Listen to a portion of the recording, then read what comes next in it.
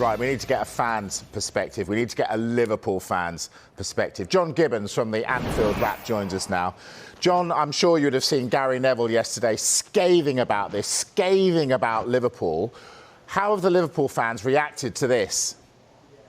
With a lot of anger, Mike, to be honest with you. I haven't seen much support for it at all. A few people saying they would like a bit more detail and things like that, which is sort of understand. But most Liverpool supporters I've seen, and as you can imagine, we talk to a lot, and we sort of, having conversations all the time with Liverpool supporters. Just a lot of anger, a lot of frustration. And the fact is that, again, the owners of our football club have gone ahead and done something, without a proper consultation with supporters. And if they'd have asked supporters, they'd have realised just how strong the feeling is against something like this. Yeah, what do you feel about that? The fact that you haven't heard from Liverpool yet? Yeah, it's really frustrating. And look, a statement went on late last night on the club's website, and seeing a club's statement go out with a quote from Glazers, one of the Glazers and not one of our own chairmen, went down about as well as you can imagine. They talk in the statement as well about, wanting to consult with all stakeholders, especially supporters. But then it all looks like it's a done deal. So I don't know what we're being consulted on, maybe what colour shorts we're going to wear in the tournament. It's a farce, really. And it's frustrating because you don't feel like these owners are learning. They keep making these mistakes and then having to backtrack. Whether they're able to backtrack from this or whether it's too far down the line, I don't know. But as I say, if they'd have spoken to supporters, if they'd have gone out there and really consulted properly, they'd have realised just how strong the feeling is against anything like this. Indeed, and we all know that Liverpool love the European Cup. You're always putting up six fingers at us.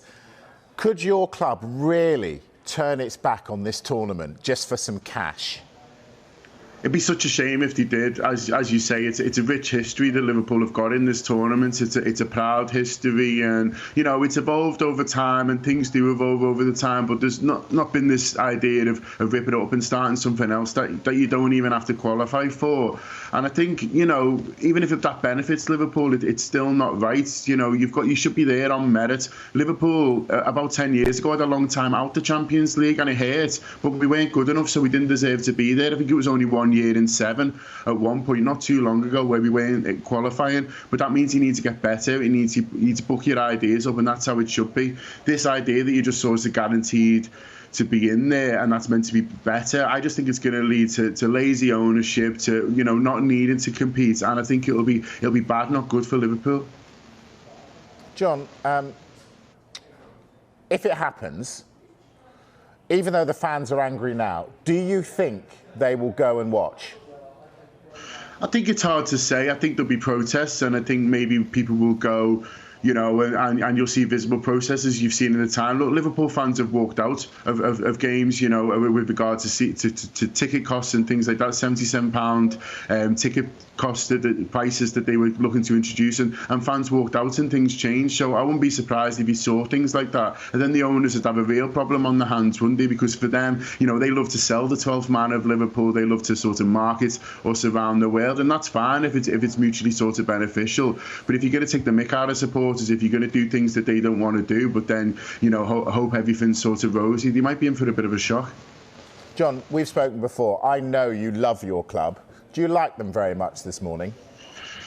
It's tough, isn't it? Because they make it harder and harder. And look, what you got to remember, and what we all remember, is that football clubs belong to supporters. So, people are saying, "Oh, I might walk away" and stuff. I find it hard to ever walk away, because the football club belongs to supporters, not whoever happens to be owning it at the time, and so I just get frustrated with the short-sightedness. I get frustrated with the idea that they try and sell it like this is going to be better for us when we know it won't be. It's all about them. It's all about guaranteed money, and it's all about ways that they can make sure that they can bleed as much out of this as possible, really. And I don't know how I feel about the football club this morning, but it's a lot of frustration, a lot of anger, and it feels like, particularly with our ownership group, just shooting themselves in the foot yet again. John, you're not alone. Thank you ever so much for coming on. Top man.